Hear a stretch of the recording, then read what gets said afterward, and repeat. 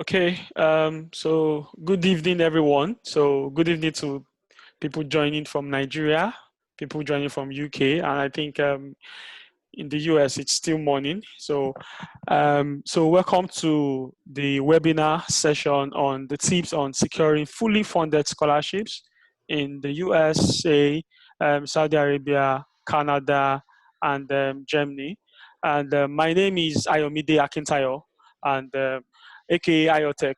So I would say this initiative is my initiative. And basically what IoTech International is into is we are like into consultation on tech related matters like data analytics, data science, artificial intelligence, web design, general computing stuff. So yeah, so I provide consultational services on those areas.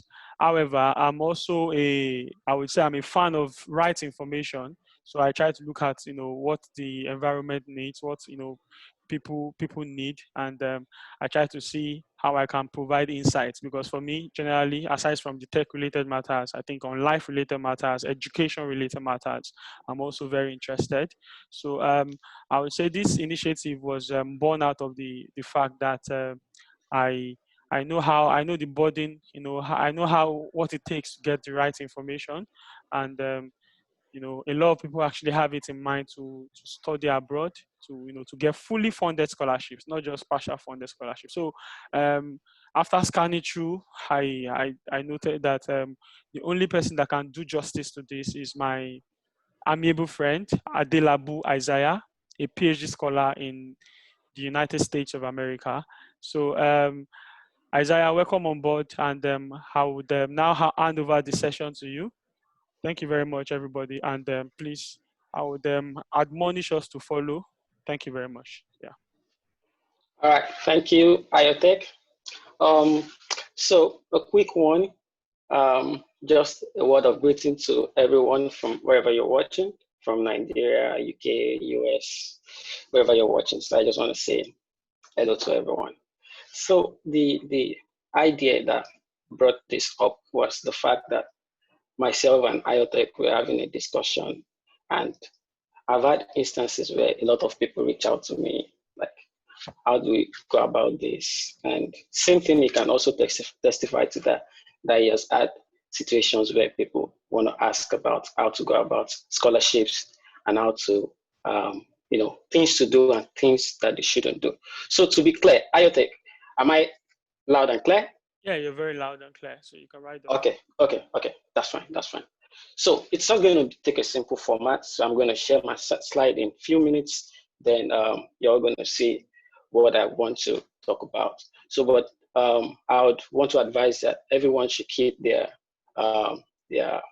phone on mute or their laptop on mute so that we don't have interference from noise and sounds and all of that. So I'm going to share my screen. So we start right away.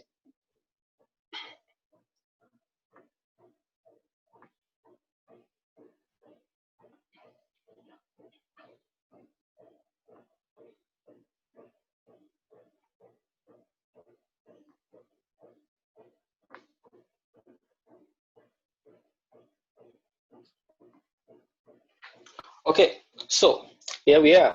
So I'm just going to be having a kind of interactive session. So, and while I'm going through this, if you have any specific question that you have or any clarification that you want to seek, just kindly type that in the comment section, and IoTech is going to moderate that. Then after the whole speech, I'm going to attend to all the questions.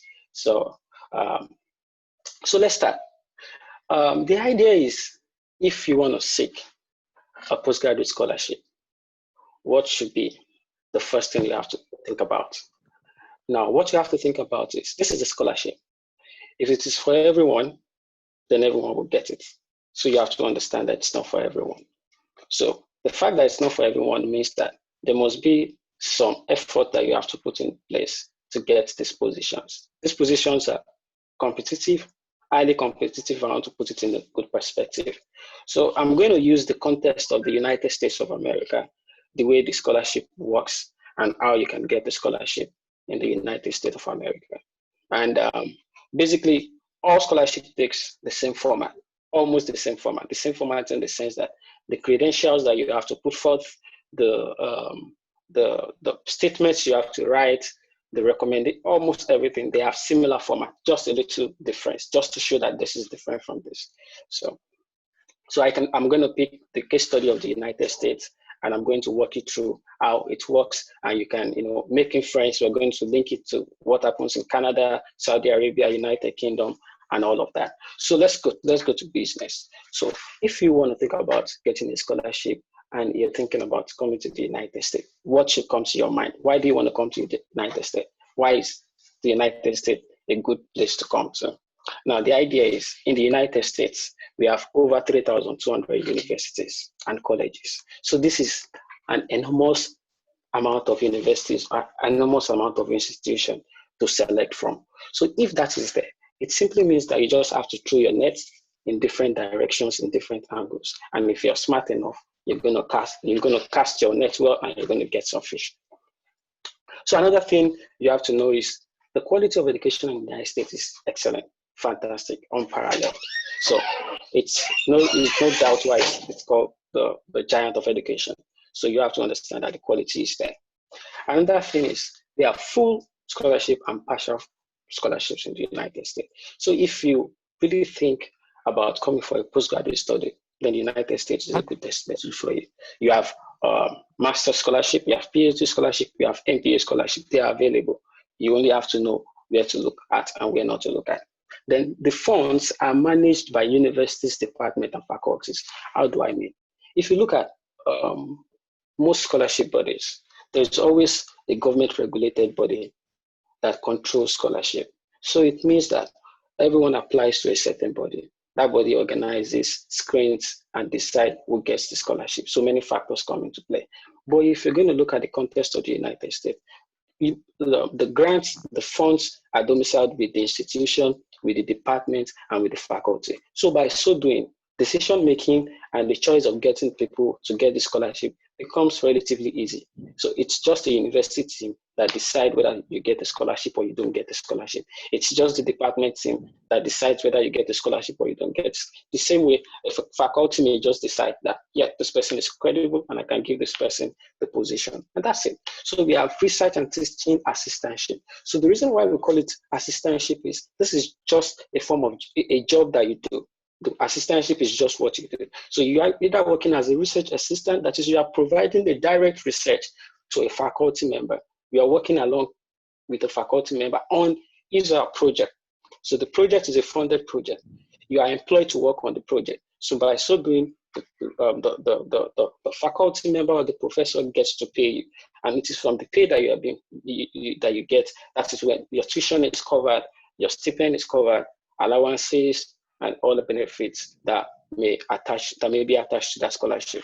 Then the other one is the teaching assistantship. Just as the word sounds, you have to teach. So you are employed by the department to render some administrative duties. Maybe you have to teach, you have to guide the lab, you have to lead students, so you are basically doing something service driven. Then another thing about the United States is that the stipends are comfortable, generous, and the benefits are good. And there's also the ease of transfer. That is, if you really want to get a position in the United States, then you want to go to, say, a very big school. Say one of the first 200 universities in the world, that is in the United States. But then you feel you need to do a little match-up or a little mop-up so that you can, come up on board before you can go to wherever you want to go to. So it's a good avenue for you. You can get into any institution, then you can transfer from that institution to another institution. So that the ease of transfer is there. Or like probably other conventional scholarship that you have, once it's a bond, you should sign a bond and you have to do all of that. So let's move to the types of scholarship that is obtainable in the US. We have basically like two types of scholarship.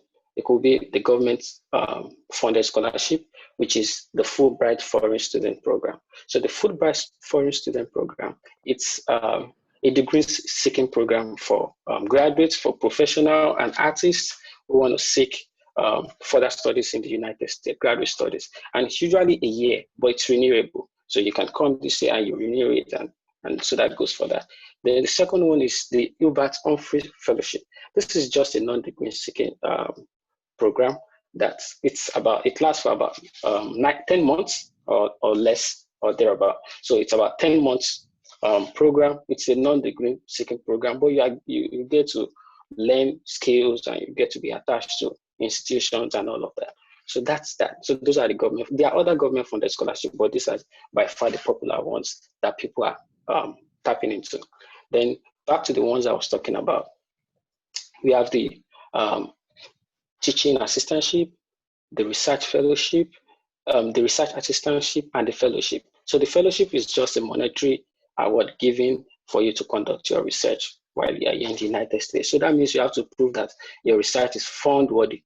So once it's fund worthy, then they pay for you. Now, to think about making an application, it's a process. And there are 3 processes that are involved. We have what is known as the pre-application, the application itself, and the post-application. But if you ask me, I'll tell you that the most important sector or the most important part of these 3 processes is the pre-application process. The pre-application process entails everything. I would say 70% of what you need to know. It spans from, you trying to decide where to shoot your net, you trying to decide what credentials you should have in place, and all of that. So the pre-application process is pretty much a robust part of the application process that you really have to concentrate and focus on. In most cases, some people spend a year, 6 months or thereabouts in this pre-application process. So you have to be sure that, yes, I want to put this, I want to go in for this, I must get something out of it. It's like an investment. Getting a scholarship is like applying for a job. You have to prove yourself worthy of that scholarship. You have to show that you are the best candidate. And that is how it works. So I'll pick them bit by bit. Now talk about them. We have the pre-application process like I mentioned earlier. So what does that imply? What do you think about if you want to apply? Now, I want to apply. I just graduated with a bachelor's degree in engineering, or say mechanical engineering. I want to go for a graduate program, maybe a master's program or a PhD program. You have to decide. The field of mechanical engineering is so broad. Do you want to go into lights? Do you want to go into systems? Do you want to go into so there are many aspects that you can go into.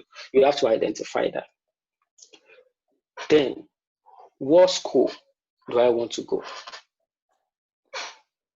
There are many schools in the United States, just like I said. You have over 3,200 universities. Do I want to go to a school in Michigan? Do I want to go to a school in Texas? Do I want to go to a school in Idaho and all of that? What do you think about? That's it. Okay, if I want to apply, what are the things I have to keep in mind?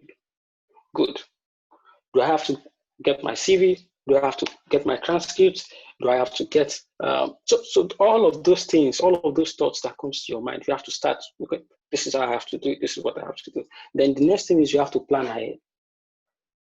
Ideally, I tell people that if you want to make a scholarship, you need to give yourself at least 6 months, to enable you make a good preparation for that scholarship. 6 months. It may be less, but I think 6 months is enough time for you to bring up everything, package all your credentials, and make yourself worthy. The next thing is who to contact. Now, in seeking a scholarship, like I'm just using the United States as a context.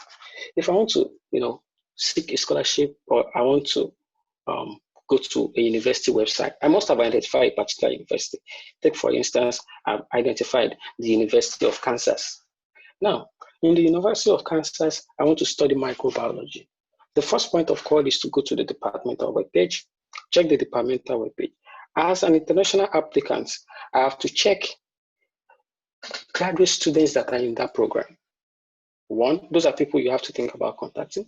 Graduate students that are in that program, professors that you feel you can work with, the graduate coordinator of that program, like probably a faculty member or an administrative staff.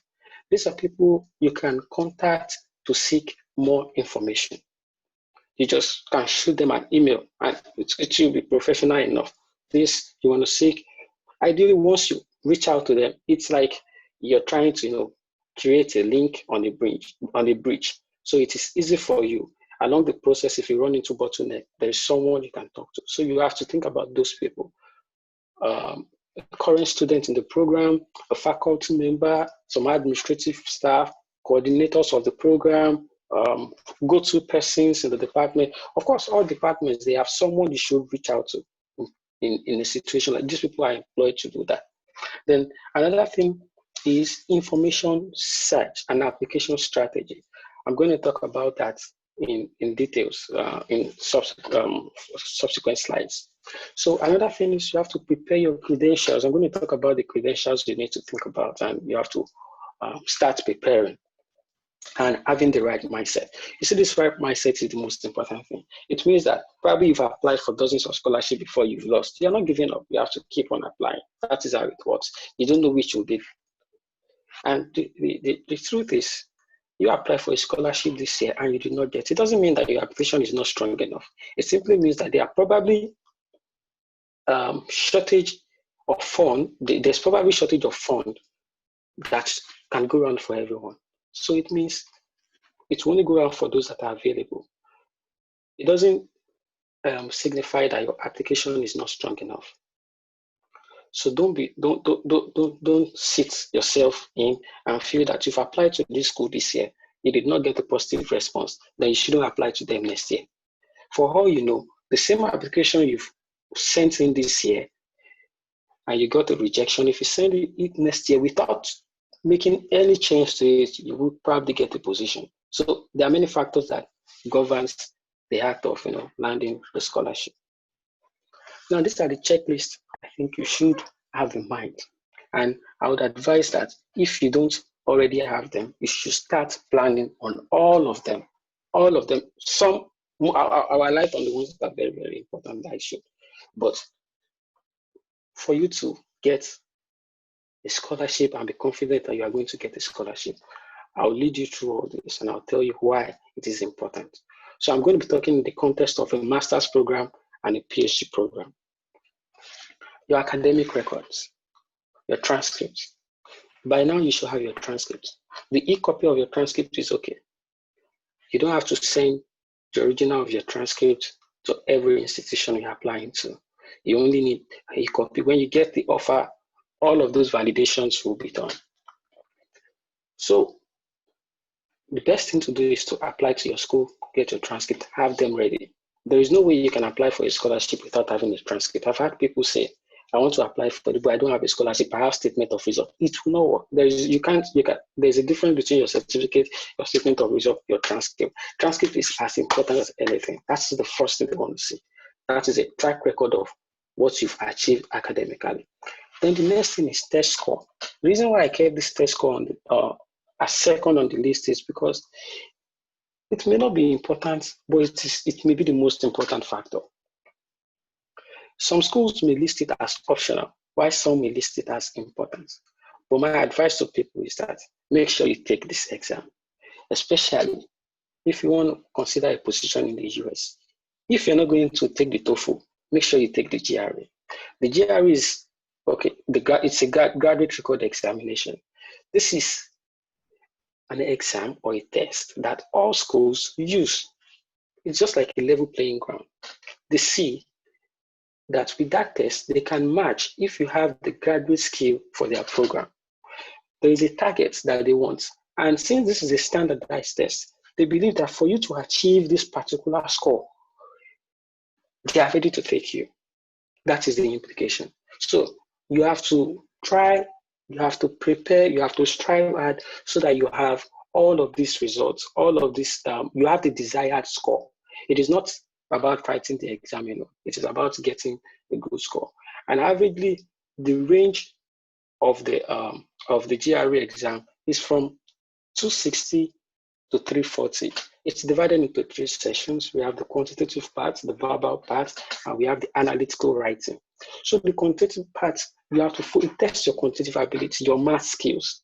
And to be sincere, this exam is not a test of whether you are brilliant or you are not brilliant.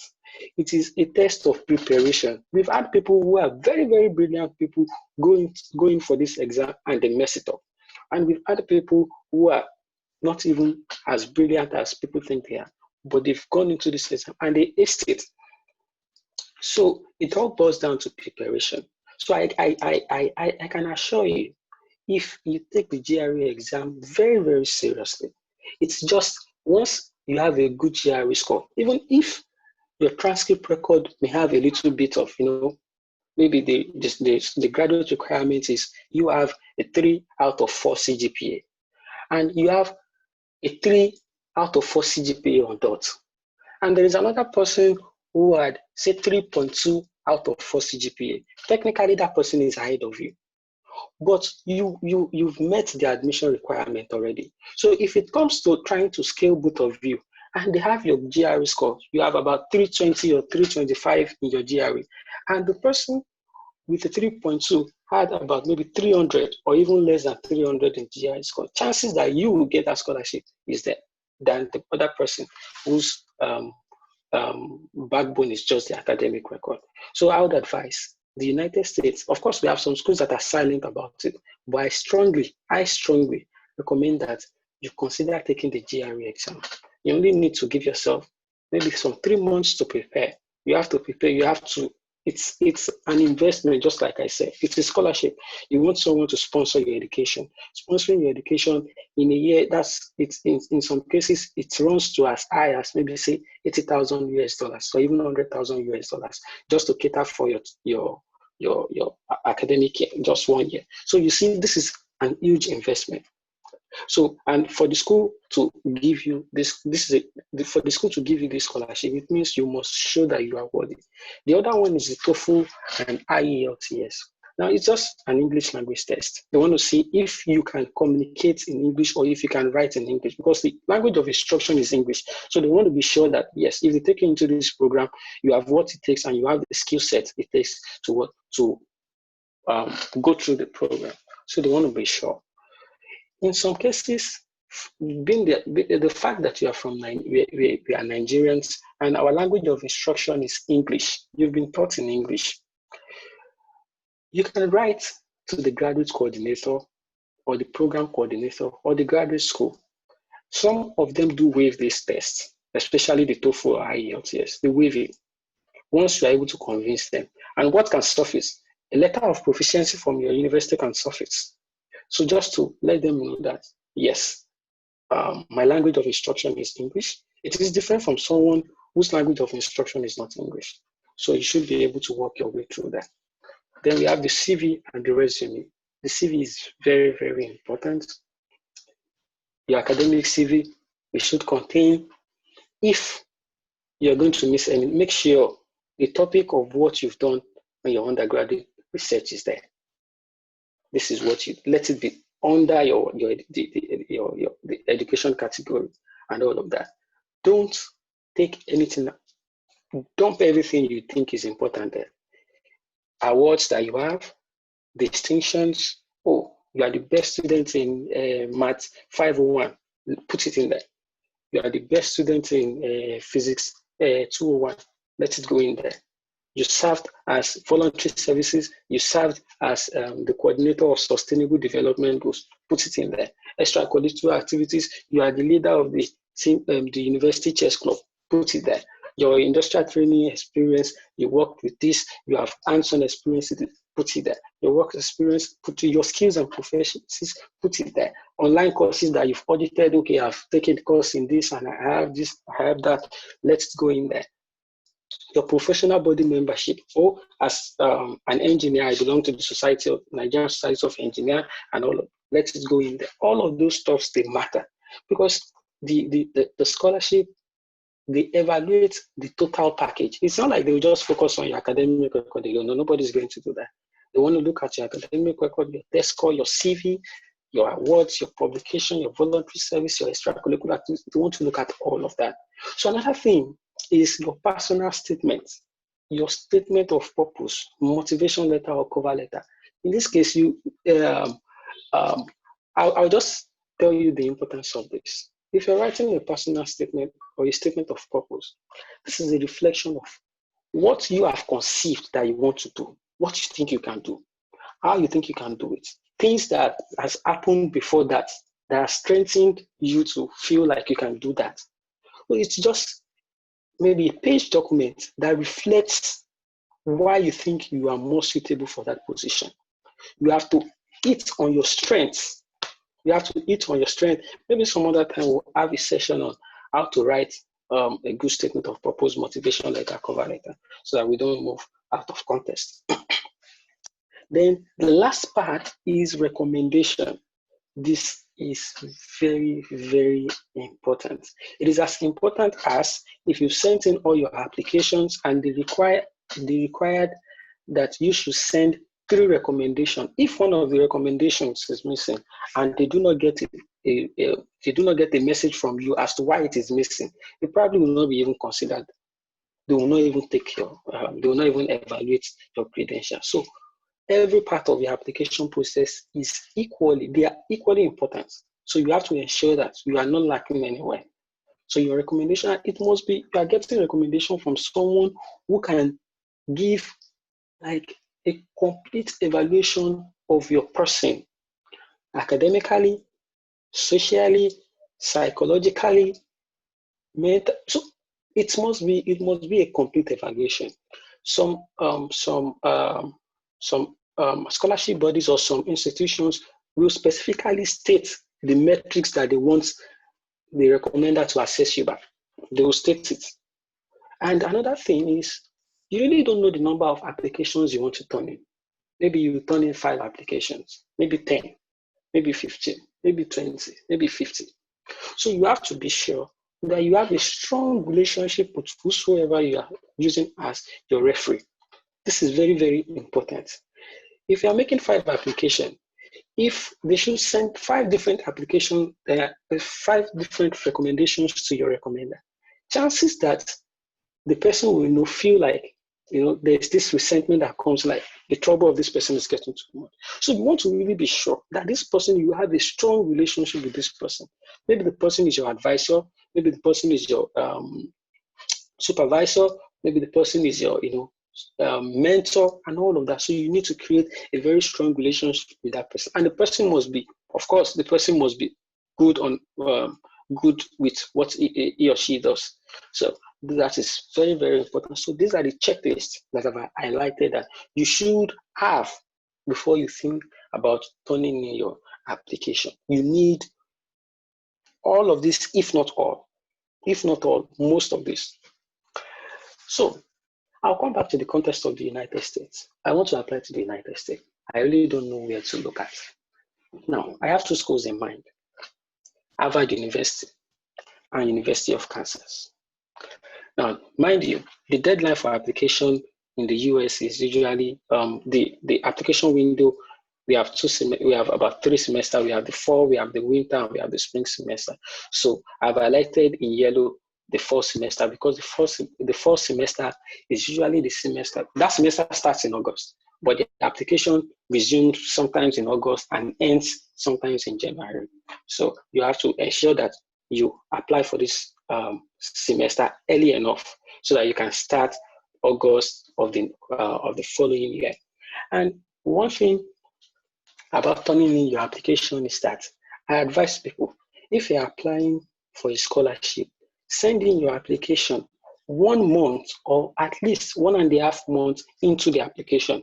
Don't wait until the last month of the application because some of these applications, they are done on rolling basis. The university, they probably have a quota like, this year we want to take in 50 students. And if at the first quarter of the application process, they felt like, we have 40 applicants already, let us evaluate these 40 students. They are going to evaluate them. Chances that they will give preference to those people. The chances of those people being selected is very, very high because they turned in the application early enough. So for the fact that they turned in the application early enough, they have a better chance of getting the position than you, because this scholarship is based on availability. So as long as it is available, they get it. Now, just like I said, we have the second one, which is winter and spring. So it depends whichever you want to go in for. But I strongly advise you apply for the fall semester, because the fall semester is heavily funded. There are more funds available for the fall semester than the winter and spring semesters. So like I said, I've chosen two schools, Harvard University and University of Kansas. So what I want to go to, the first thing I want to go to is to look at the acceptance rate. So I've highlighted in yellow. If you look at the acceptance rate of Harvard, it is 5%. This is an indication that they only take 5 out of 100. So you don't need to kill yourself. It is not a game of your application is not strong enough. Even if your application is strong, like your application is strong, if there is someone who will edge you in something little, the position will go to that person, right? So you have to think about that. But look at the acceptance rate of University of Kansas, 93%. Why this is not absolute, that, okay, if 100 people apply, they are going to take 93%. It is a reflection of how much they accept people. So if I want to probably search for a school in the US, this is what the first thing that comes to my mind. Let me see what these people, how what they think about, accepting people. And that is a clear indication. And it simply means that if you look at these two schools, the one with higher acceptance rate, they have more money to dole out to many people compared to the one with what lower acceptance rate. I move to the next one. So I'm going to explain what a typical application window looks like. If you want to send your application to maybe a particular university, this is basically what you see. You see the application instruction, you see if you have to pay money, and if you see they have something like you have $75 here, which is the application fee. One good thing that you should know is that some universities, they have application fee waiver for early applicants. That is why I emphasized that it is always good to turn in your application in early enough. You can also request for an application fee waiver. The worst cases, they will tell you that no. But the fact that you have applied, you've tried to turn in your application early enough, it will give you enough room to consider all of these options. Just send in the request that this. I have a request that my application fee be waived and all of that and all of that. Genuinely, it's a sincere conversation, and they will tell you if they can waive it or if they can't waive it, but they do waive it for people, that I'm sure of. Then you now look at all of your credentials. The first thing we have here is your research statement. So they want you to upload your statement of purpose. It must show your goals, your research, just highlighting research projects and your contributions. This is what they want to see what you've done. And they want to see list of publications. Now, what scares people away? If you want to take a master's degree, they may be silent on publication. If you want to take a PhD degree, they may be a little, bent on you turning in maybe having a publication, but these requirements are not absolute. If you don't have it, they're not going to kill you. But what I'm going to advise people is, before you turn in your application, you have a bachelor's project that you did. It doesn't matter whether you submitted this application, this publication to a low impact factor journal. It doesn't matter at this point, because this is not a requirement for graduation. It's a requirement for acceptance. Work on that graduate thesis, undergraduate thesis that you have. Make it into something. Try and see what you can do. From now to time you turn in your application with your advisor, if you can publish it. It is okay to tell them that you have a submitted manuscript. It has been submitted. It has not been published. They still see that there is an effort that this person is making. This person is research worthy. That will serve as a research experience that you are turning in. It shows that you are an asset. Then you have to clearly state your area of interest. Your area of interest, so I want to do this area of physics, I want to do optics, I want to do telecommunications, I want to do space physics. You must be specific. Don't just say, oh, I want to study physics. Why? Why do you want to study physics? What's in physics? Physics is just a broad discipline. So you have to narrow down and let them know what you want to do. So this comes down to what is known as the research areas. If you have research areas, it means you must spend time on the department page to know what each person is doing, to know what attracts you to this person. Then in your statement, include the names of these people there, so that it comes to mind that whosoever is reviewing the application, the person clearly clearly can figure out that you've done a background study of the department. You are not coming in like, you are not just making a generic application. You are making a specified application. You have studied them and you are ready to what? To meet up the requirement that you have. Then the other one is your personal statement, where you have to show your suitability. So like I said, some of these things, the requirement of this personal statement or the research statement, it may vary from one institution to another, but they always take the same form. It's just that, okay, they probably may want you to include cultural background. They want you to include maybe challenges. So all of these things, they are just interwoven. So if you have a mindset of how some of the basic structures should look like, then you should be able to maneuver when applying to one school and when applying to the other school. Then the third one is your resume, which is just like I said. So you have to make sure your resume is easy to read, very, very easy to read. You don't want to write a resume that people have problem, linking one part to the other. There are templates that you can use. There are word templates that you can use to write a very good CV, and it's going to look professional. It's going to, and avoid using maybe your email address. Avoid using some funny names like maybe this Joe Boy in the fire. All of this unprofessional. Use a professional email address. Because if you have to contact a faculty member or you have to contact a research supervisor, then that's going to really, it's a point that is an indicator, it's just like what you wear, just like the clothes that you have on you. This person doesn't even look serious to me, right? So another thing you must understand is like, unlike the context of other institutions of other countries, in the United States, if you decide not to contact a supervisor before turning in your application, it has absolutely no effect on your application. If you decide not to, but if you decide to, then good. But if you decide not to, just don't feel like, oh, I have to talk to the supervisor first, and the supervisor must be willing to take me before I can turn my application. No, it doesn't work that way. Turning your application will be automatically evaluated for scholarship.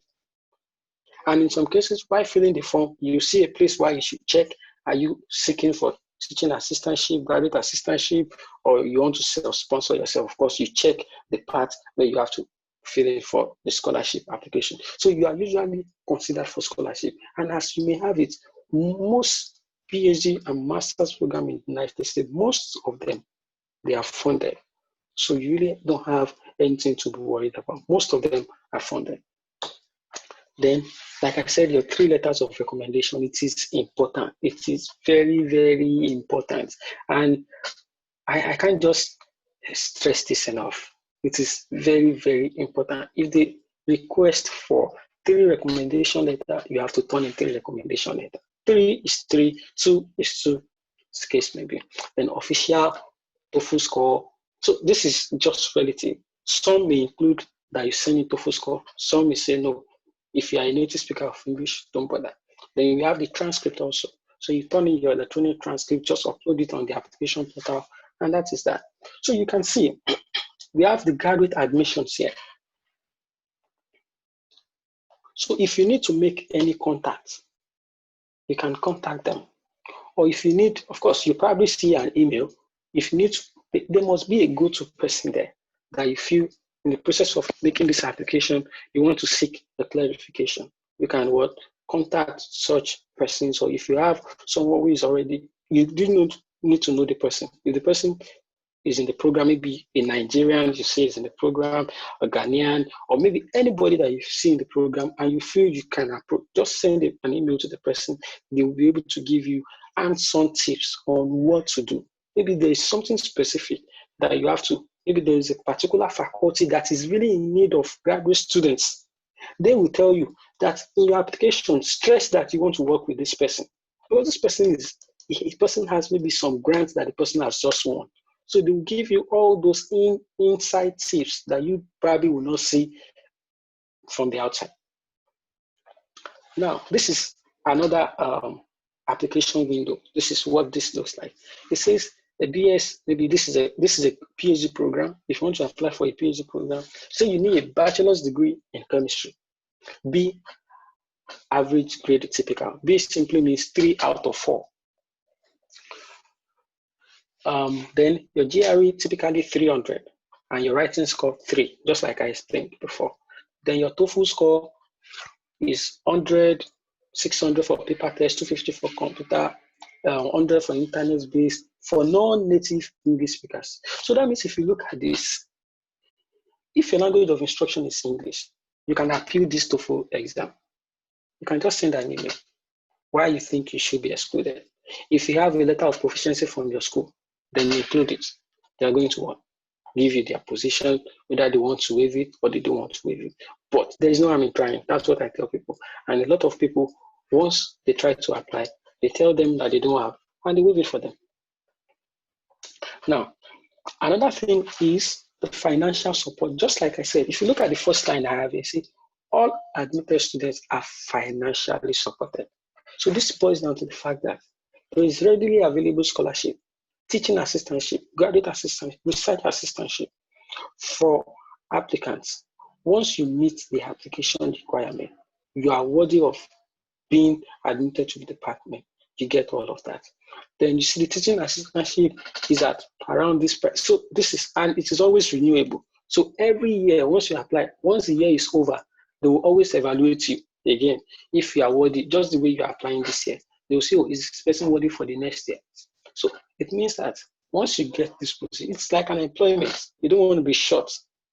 You don't want to fall short of what is expected of you.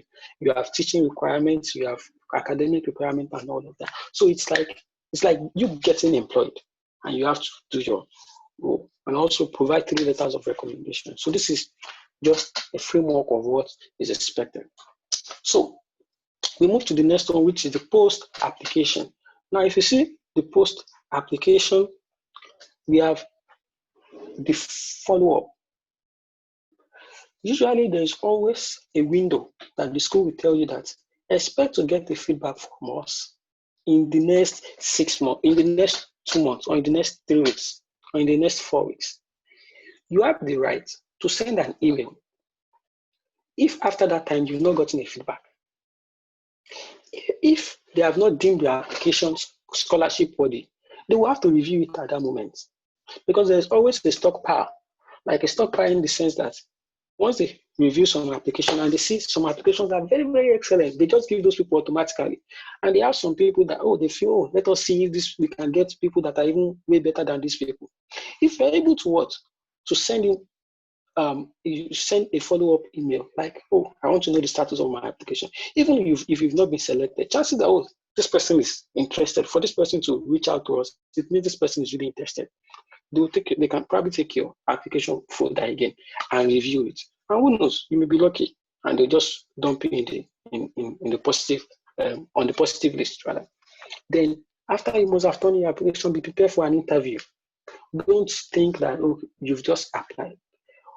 The fact that you've gotten to the interview stage, it means that you have fulfilled the admission requirement already.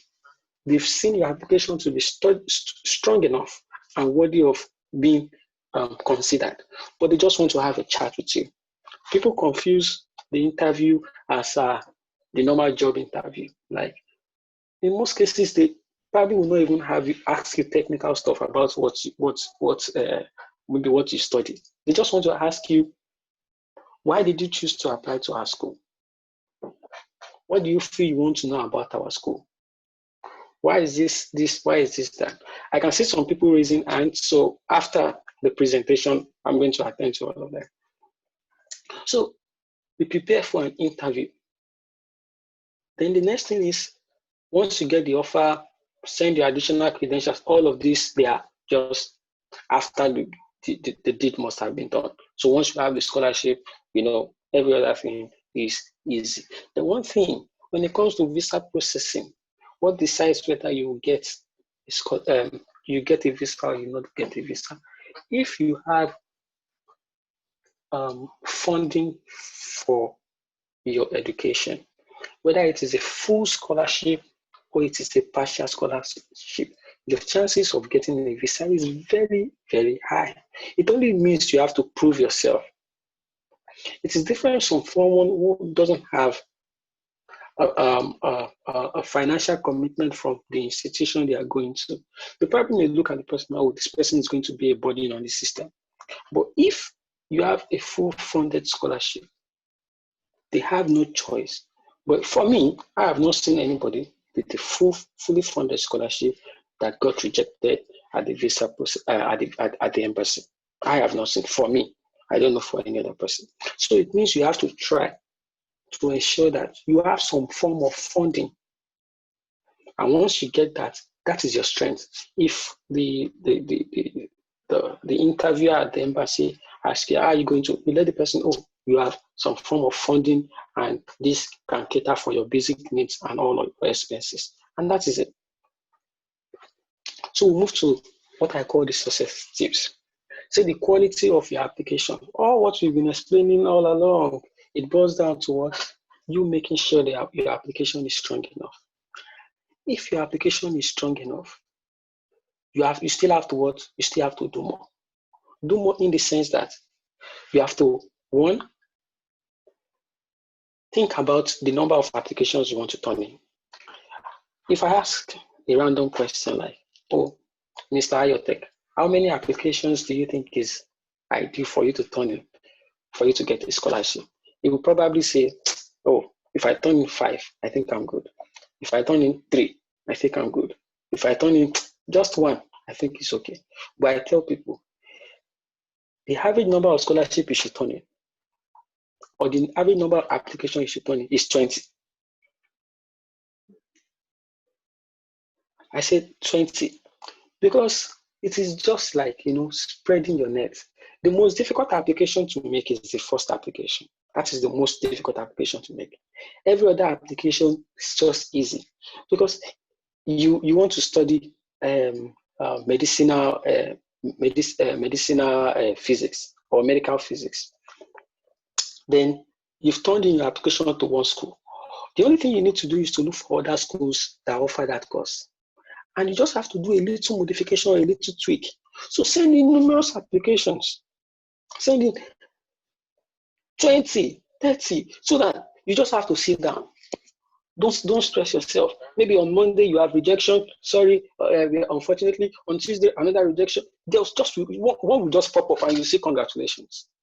So that's how it was. So it is not only ideal for you to just make one application and sit down and say, I've sent one application, I'm expecting a positive result. I think it doesn't work that way. So the number of applications you are going to turn is reflection of your chances of getting this. This is like it's probabilistic. There's probability in it. There is luck in it. There's many factors contribute to you getting a position. Then the other thing is what I call the sweep and ladder approach. Now, by the sweep and ladder approach, I mean that we have 100 schools. I'll take a case study of 100 schools. We have 100 schools. The first 30 schools, you rank those schools in order of maybe the order at which people apply to them or the academic standard. Let me use that one. So you have 100, the first 30, the middle 40, then the lower 30, right? If you want to turn in your application, don't send 30 applications to the first 30 institutions. It won't work. Don't send 30 applications to the lower 30 applications. You may just make it, you may throw yourself cheap. Don't send 30 applications to the middle. I'll say make a sweep. But a sweep in favor of the middle section. Make maybe 5 for the higher ranking institutions, make 15 for the middle ranked institutions, and make 10 for the lower ranked institution. The truth of the matter is the quality of education in the US is almost the same thing. It is dependent if you're going to do a PhD research or if you're going to do a master's research. What you gain is a function of who you are working with, the advisor you are working with. So you may see in a very small school maybe in Idaho, the professor may be doing something more novel or more credible than a professor at maybe an Ivy League school. So that is how it works. So you don't really have to think that, oh, if I want to apply, it must be Harvard. No, it doesn't work that way. So you have to sweep. You have to make a sweep. Okay, you want to turn in, say, 40 applications. Make a sweep from the top down, and by so doing, you spread your risk. Then the last one of the success tip is early application. I can't just emphasize that enough. Early application. Usually you have 4 months to turn in your application. Turn in your application 1 month into the application window. 1 month or 1.5 or 2 months. And this includes recommendations. All your referees must send in their recommendations. So I have a list of some top destinations. These schools that I've highlighted here, it will not be absolute, but I'm recommending that you take a look at the schools. These are institutions that have high rates of taking in international students. Look at them, check their requirement, see if you meet them. I have some other links here. I have Quora.com. It's a very good resource that you can look at. Quora is a good website. You have people who are going to interact with you. Just post a question. If you are confused about something, oh, I want to seek admission in this school. I'm worried. Someone who's from that school will definitely respond to you. It's a very, very big barrack of academics. People who are in academia who they just want to answer your question. Because people want to, of course, everyone, they're trying to build their profile. So send in your question, they're going to answer it. Then another website that I'm going to recommend is the Grad Cafe. The Grad Cafe is a very good website. The way it works is, if you want to apply to, say, Harvard University, you want to apply for this fall 2020, what you can do is go to that website and type, you want to apply for mechanical engineering, just type Harvard Mechanical Engineering, enter. You know what that program, the website will generate for you? It will generate students that got that got accepted into that program last year, 2 years ago, 3 years ago, 4 years ago, 5 years ago, and even those that were rejected.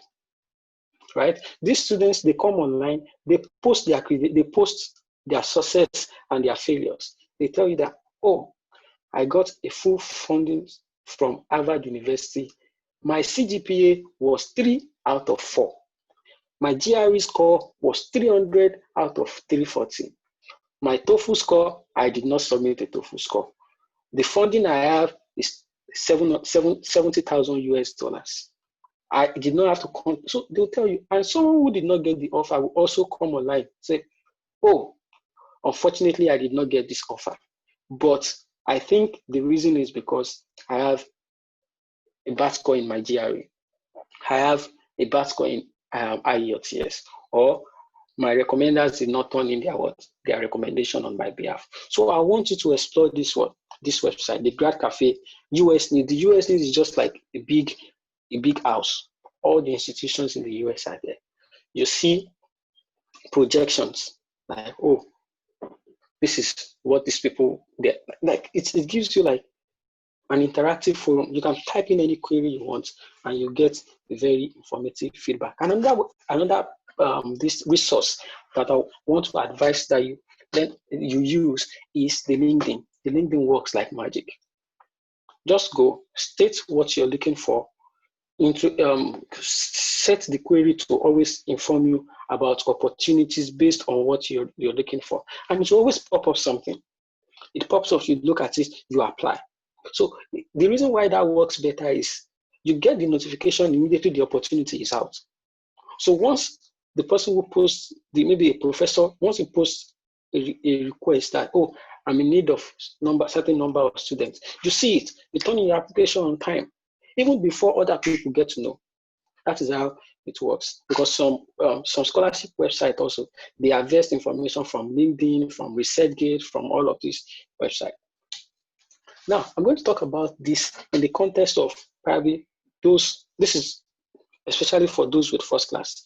Maybe you have a first class and you are worried about making an application. Maybe you don't know how to go about the scholarship money. You don't have money for application. There is what is known as the Education USA Opportunity Funds Program. This is it. To put it in context, OFP finances the cost of the application process, including your registration fee for your required standardized tests. They are going to pay for your GRE, your TOEFL, your application fee, and money that you need to use in securing a scholarship, right? And they will help you with consultancy. You can call them. It's like they mentor you so that they give you enough time and energy to focus your strength on getting a position. So it's usually the application window is always sometimes around April and May and all of that. So if you're a first class student, you're in your final year or you just graduated, just think about this. Just have this that there's this opportunity that even if I just feel I don't have money, you can tap into this. And the requirements are simple. You have to complete an application form, show your transcripts that you have the required this thing, but they prefer the STEM, that is science, the technology, engineering, and medicine, and mathematics rather. So they have this. Then you have this is also in 2 stages. You have they support both bachelor's degree and graduate degrees. Bachelor's degree, you have to turn in your WAEC results. Graduate degree, you have to turn in your bachelor's result. And what you have to do, you have to write some exams and all of that. Now, I move to another, and what scares people also. A lot of people will say, I want to apply, but the problem now is the application fee. I know that may be challenging, definitely. But then it is not absolute. You only have to look for the right information. There are schools that give that you can apply to without turning in application fee. Sorry. You can apply to some schools without turning in application fee. For all you know, the information you seek is just on the first page of Google. Just type in wherever. Schools with a free application fee. Check the list. I have about 3 lists on my screen. You can explore these things. What you get is, it gives you an indication of schools that you can apply to and not bother yourself about application fee. Just turn in your application as much as you can, right? And what I do advise people is, if you have a target of paying for 3 applications, right? Make sure, maybe you say, you have the resolve that I want to pay for 3 applications. Make sure you resolve to pay for schools in the middle section, just like I explained in the super ladder category. Pay for schools in the middle section. Then if you have a very big school that you want to apply to, unfortunately for you, you see that they are on the list of schools without application fee. Turn in your applications to them. Because one thing that you must also realize is, when you turn in your application to schools with application fee, you have to ensure that the school is not too popular. If the school is too popular, so many people will run to those schools, right? So you want to ensure that, check that list. Just go and look for one school that you've not even heard of before, right? That people. So if you want to apply to a school and they've listed like 10 schools that with free application, one of the schools is Harvard. Don't apply to Harvard. Don't just leave them, because the application is free. So because you know that so many people will apply to them, just go to one school, maybe Wichita State University or Missouri State University, that you probably feel that the application is free and so many people do not have knowledge of that school. So it's a very broad approach. You have to think about the skill. What should I do at the right time? Is this? So it's just, you have to be smart about it. Then another thing is, if you're worried about GRE also, there are schools that will waive GRE for you. And one opportunity I want you to take note at this time is that many schools in the United States are waiving the GRE test for people because of this pandemic. The last link that I highlighted in red, there are many schools, because they know that now one of the challenges of students or applicants is that they are unable to take this test. And we want to use this test to evaluate them, right? So they have, so you want to tap into this one, this endless possibility. Just look at this. Oh, this school, wow, good. This one, this, turn in your application. So that is like a framework of how the United States application process works, and it is similar for other countries. So I'm going to talk about database of opportunities that I have listed. You see this website that I have here, definedaphd.com. If you want a fully funded PhD program in the UK, in Germany, in New Zealand, in Switzerland, different nations, your go-to place is findaphd.com. This findaphd.com, what you see there is they advertise scholarship. PhD that people, it's like paid employment. It's just like you're looking for a job, just like the way you have all these job career sites, maybe job24.com and all of that. This is a PhD advertisement platform. They advertise fully funded scholarship or partial funded scholarship with stipends. You only have to search that, oh, what you are looking for is a program in medicine. What you are looking for is a program in finance. What you're looking for is a program in physical education. Just type in your query and it will generate results. The same thing with jobs.ac.uk. This is for United Kingdom. So what this does is you just the same way. You see if it is master's, if it is PhD, if it is just a certificate program, you see it there. They list all of these stuff there. And you see if you meet the requirements, you turn in your application, and I'm sure you're going to get something positive. Also, we have the ResearchGate. I can't emphasize this enough. The ResearchGate is just where you have researchers. It's just like a research community. You want to go for a master's, you want to get a PhD. The person that is going to employ you is on ResearchGate. The person who is going to employ you, who is on ResearchGate, has advertised a position. You will see it there.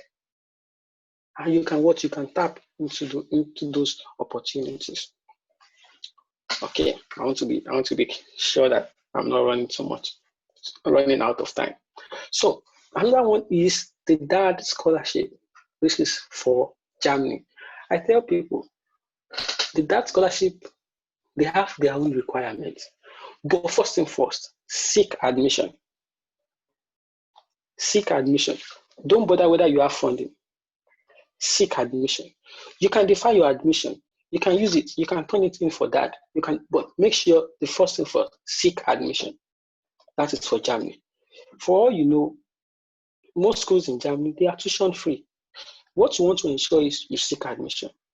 So if you want a situation whereby after you seek the admission, you still want further grants, that is, you can't cover your living expenses and all of that, then you think of external scholarship. But first thing first, apply to the school. Check for the school you have in mind. Apply to them. Then I have the computeroxy.com. This computeroxy.com I like. The reason why I love this website is that if you are a mathematics major, if you're an engineering major, if you're a computer science major, this is your go-to website. Don't think about it.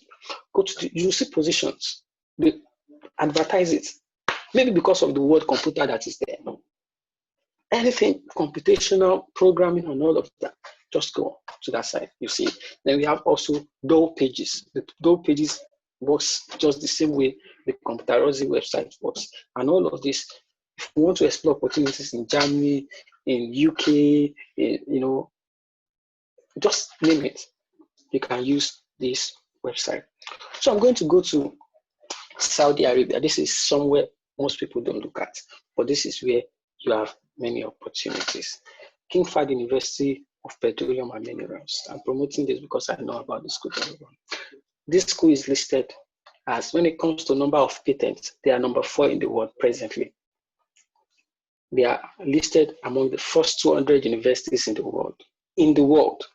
So it's not that the quality of education you get here is unparalleled, but so many people don't know about them. Of course, when I'm talking about this, most of the Saudi Arabia scholarship or the neighboring countries, maybe Qatar, UAE, Bahrain, and all of that, most of the schools, some of the schools, of course, let me use the word some, don't let me use most. Some of the schools, they are male only.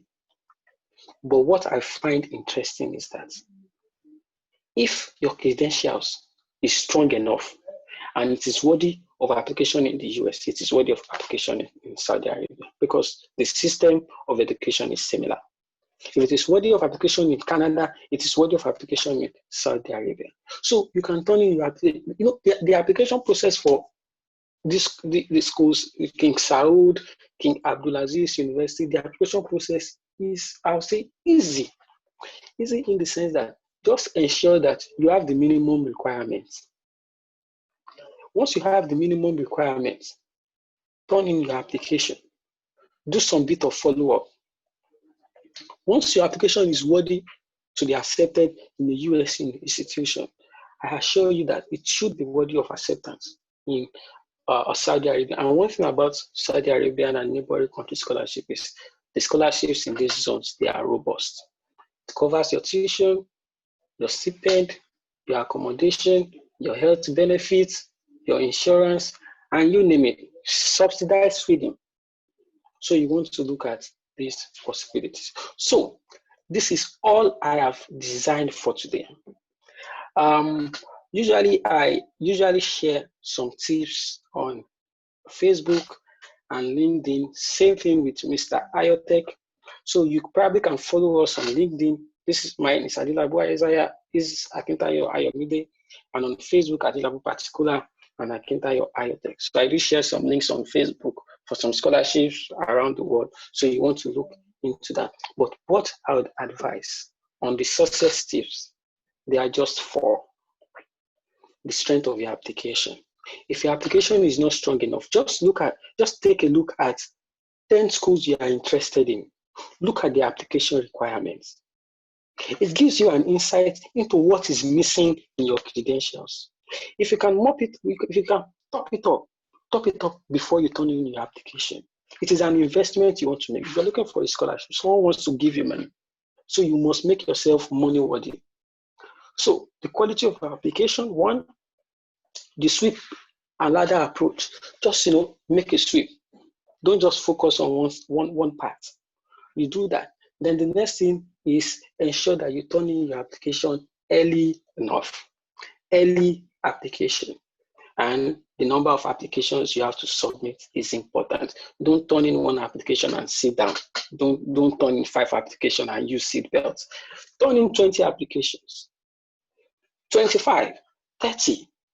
Tell someone the number of applications you've turned in. Let them marvel that, yes, you deserve to get one. So that is all I'm going to share with you. I hope you find that interesting. So we're going to have the question and answer session, and that will be that. I'll take over to you. Wow. Okay. Thank you very much, Isaiah. You really did justice to that. So a number of people have questions, and so I'll quickly read them to you now. So let me start with. I think when it comes to the question, have you previewed all the questions before? Yeah. Because I think I can see.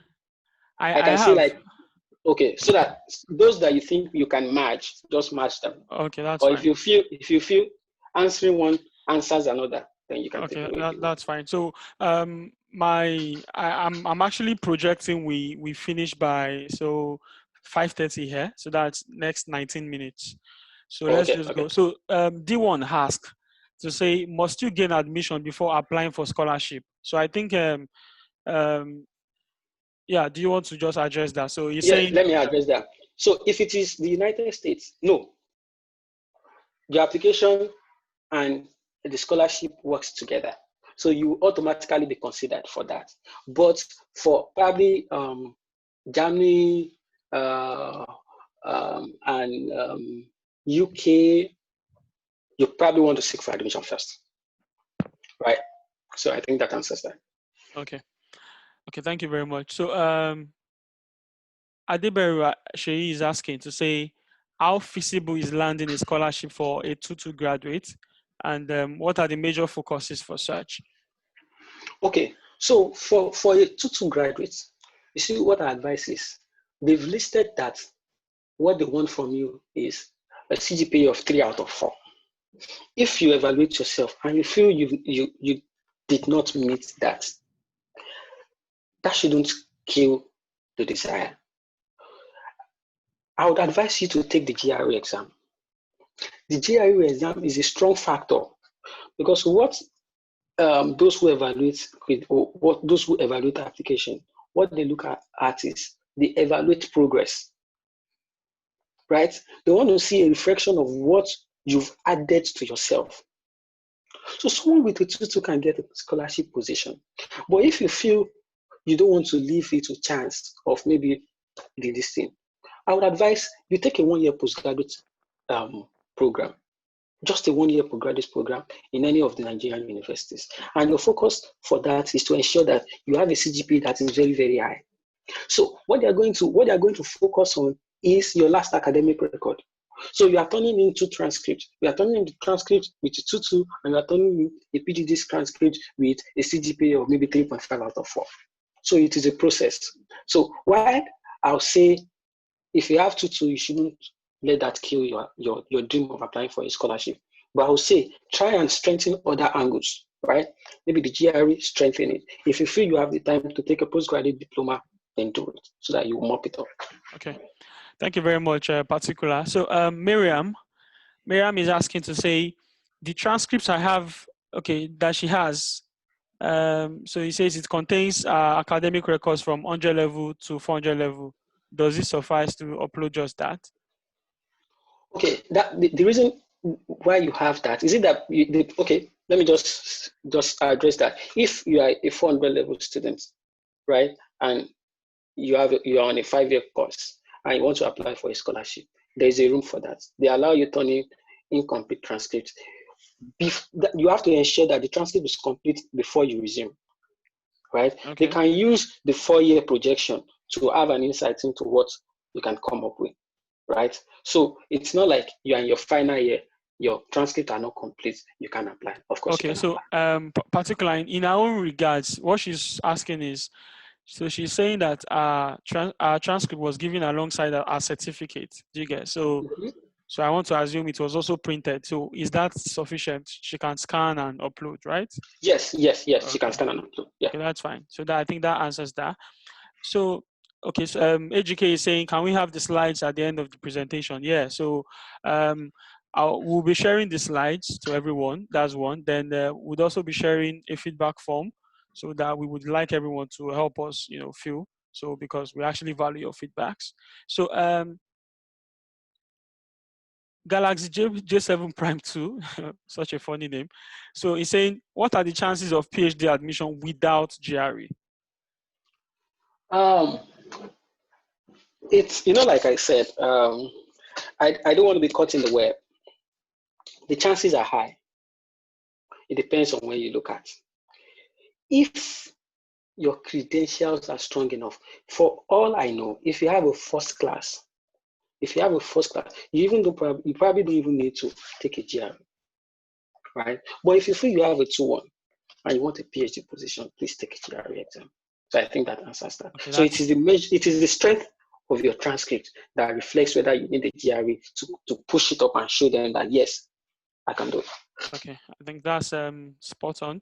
Femi Olola is asking to say, is it compulsory to write a GRE or TOEFL to get the scholarship? I think you've already answered that. Yeah, I've answered that. Then he says, I mean, given that you have so many awards and previous scholarships with a good transcript and all other things, so he's saying, considering your historic record of good awards, many awards and previous scholarships, so do you still need to write GRE based on that?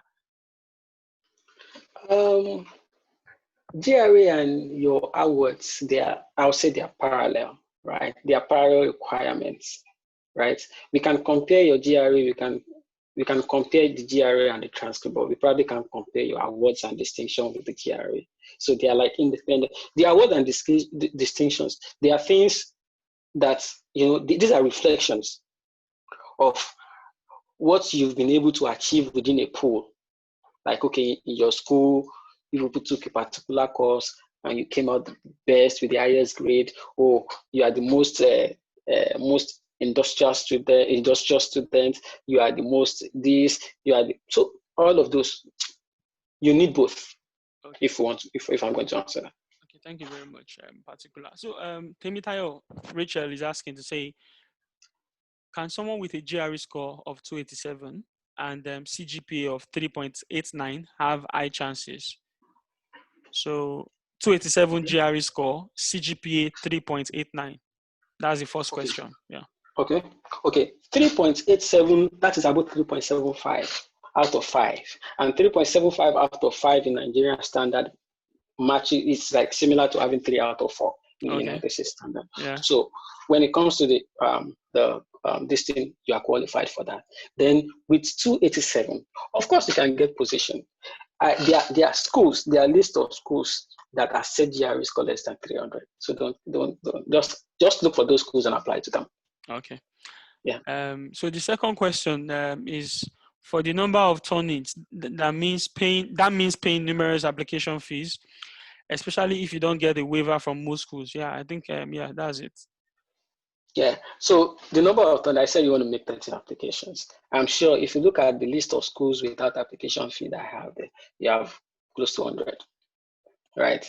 So you have to look at some of those schools if you can't make the investment of turning in a paid application. So look at the free applications. So if your target or your budget, like this, it's an investment. Honestly, I must be sincere with you.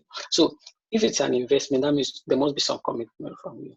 So you want to, maybe you saved up chunk of money that, this money I want to use this for scholarship application. So that money, the ones you want to pay, make sure it is a school that when you check their requirements, you have done extensive, go to the school website, look for one graduate student that is on the program, talk to the person that, I want to submit application. I'm very particular about this school.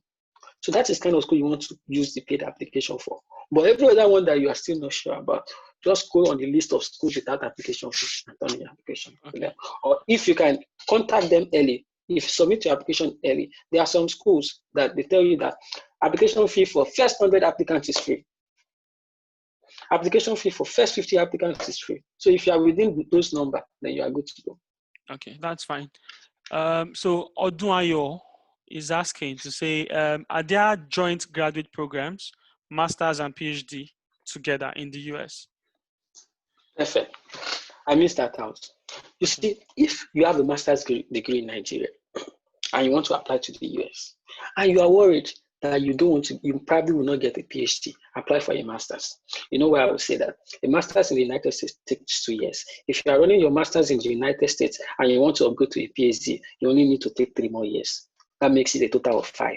Someone wants to go for a PhD in the United States and the person has turned in the application, the average number of years it takes 4 to 5 years. So you see, you spend the same time and you've gotten a master's degree and you're getting a PhD degree. Wow. You see, it's a trick. Particular. So you just said something that scared me. So are you saying PhD in the US is about 5 years? Yeah, standard PhD in the US is about 5 years, except no, of course, except if you are able to meet your requirement before that time. Okay. Yeah, wow, it's interesting. Most of us will want to be in the US for 5 years anyway, so it's not. So that's fine. So she further asks to say, if she's to submit about 20 applications, how can she go about the recommendation letter? Some lecturers get tired of writing letters. So apparently, I think Isaiah has actually mentioned it. So you need to look for lecturers that are not tired. Do you get? Yeah. See, you have to. That is one thing about creating a rapport with a lecturer. This thing is, you need this person. So you have to do what it takes. If it means that just one day you just pop out of the moon and just show up in his office, prof, take this one. I've been thinking about you, prof, for the past 2 months. Just take this one. all of those things. So you really need the proof, because someone who is going to turn in 20 applications, 20 recommendations for you, the person must really want you to get that position. And the truth is, it is only the first and the second that's always challenging. Once they do it the first time, they do it the second time, it becomes, it becomes routine. They get And used to once they it. just they will create a folder for you. I have a professor. He created folder. Oh, but boy, you go to your folder. You will dig out a template that he has made for you. You will just edit, change names, change address, change just few details, and send in the application. So that's how Okay. it works. So Temita, just to add to what Isaiah said, so you just need to probably get like 2 bottles of wine you get for each of your referees. So that's fine. Okay, Temitayo again. Wow. She's saying can OFP render assistance to second class upper? I know you mentioned first class. No. Okay. So Yeah. Falola is asking, Mr. Ayote, can we have the list of schools that accept second class lower? So particular, do you have anything to say about that? I have something to say, and it is go on Google, just type schools that accept 2.75, 2 out of 4 CGPA. You will see something. Okay. That it's as easy as that. Anything you need, you see, Google is an excellent resource. Just go on it, you get it. That's fine. Because I don't have a ready-made list yet, so I can't give you anything. So apparently we intend to end the session by 5:30 sharp. So I can see some people are dropping in more questions. So I would say you can always chat me up or ping Mr. Isaiah. But so we have about say 7 more minutes to go. So let me quickly take a Galaxy Note 10 Plus question. So he's saying. Firstly, he noticed that the scholarships and funding for this school seem to revolve around research and research-based courses. So does it mean one may not have access to funding if one is not doing a research-based master's or PhD? That's a very good question. But then it's still the same thing. When we say research, it doesn't mean those who go into the lab to mix chemicals together. You're an economist, you do research too, right? So research is for everyone. Okay. That is it. It's for all fields. So, and the way it is, you are getting maybe a master's or a PhD. You are going to take coursework, right? So it's not like you are just going to be doing just research. So it's a blend of both. So if you get a master's scholarship or a PhD program, have it in mind that it's a combination of both research and okay, that's fine. Thank you, particular. So, he's saying, secondly, are there any tips for scholarships for non-US schools? So I think you've already done justice to Saudi Arabia, Yeah, I talked Germany, about that. and so just to buttress on Germany. So I think I know about Germany. So first thing is you get your admission. Then secondly, you push for scholarship. Do you get? Yeah. So Pierre is asking to say instead of GRE, a GMAT can suffice, right? Because he's a business student. Yeah, I agree. Yeah, GMAT it will can. suffice for a business student. Temitayo, again, please can you make the slides available after the show? I will. Sorry. Okay. So Richland, thanks for the session. Please, you have been talking about BSc. Can HND also apply for master's degree? Yes, this thing is the popularity of the program, right? The HND is not as popular as the Bachelors of Science, but of course you can also use it to apply. People use HND and they get positions. Okay, that's but fine. if you are scared, then you can take a PGD. Just mop it up. Okay, that's fine. So Temitayo again. Well, Temitayo, I think we've already done that. Dami is saying, I'm currently doing MSc and I want to apply for PhD. It is advisable to apply for the winter or fall semester.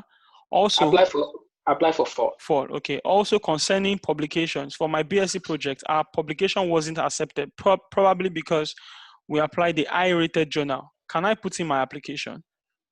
Yeah, it was not accepted. That means you can send it to another journal. Just make sure that you include on your application that you submitted your manuscript. Okay. Okay, Right. that's So fine. it's complete. It's not like you are just starting. You've completed it. So you just want to get a place that it will be published. So Okay, so let them know that you've submitted the manuscript. okay, so D1 is saying, can you mention information on scholarships in Canada too? Like, Okay, good. The scholarships in Canada, I did not put in so many things about scholarship in Canada because it works pretty well as that of the United States. But unfortunately, the funding for scholarship in Canada is not as robust as you have in the US. I mean that for the United States, you probably will just turn in your application and you'll be automatically considered for a scholarship. In Canada, it is a blend of both. You probably may have to contact the advisor or you turn in your application because the number of slots that is available by the department that the department can give is not always much, just few, maybe 3 or 4 or 5 or 6, right? But if you're able to contact a supervisor, so what I would advise that if you really want to apply to schools in Canada, you have to think about contacting the supervisor before you make your application, so that you don't just waste the effort.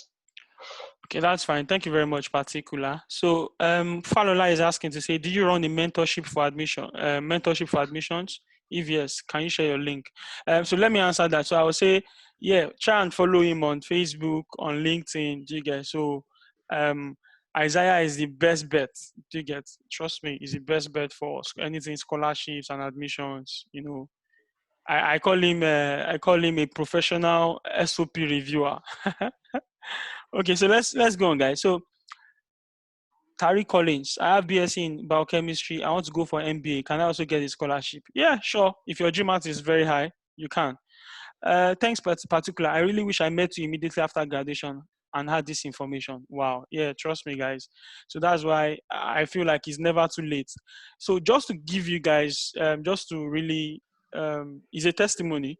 So I have a friend that finished with a first class about 10 years ago. He's tried, to get scholarships. Yeah, he didn't try to apply to the US. I think he was just focused on getting scholarships here in Europe. And I think just last month he got a fully funded scholarship. That's after 10 years. So trust me, it's never too late. And given how Nigeria is now, a lot of people want to leave the country. People just want to,